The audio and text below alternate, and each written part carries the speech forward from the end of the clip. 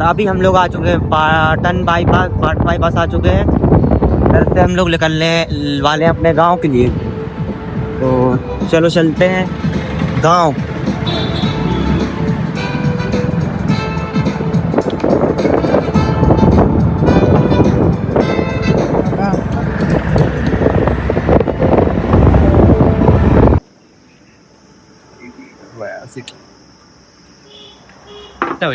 और अभी हम लोग ने इधर पेट्रोल डलाया क्योंकि हम लोग वहाँ से आए हैं। तो वहाँ भाई किसी भी पेट्रोल पंप में पेट्रोल नहीं दे रहे हैं, बोल रहे हैं बंद है ऐसा वैसा। तो हम लोग को यहाँ मिल गया पाटन ये थोड़ी पाटन बाईपास की थोड़ी आगे मिल गया हम लोग को पेट्रोल।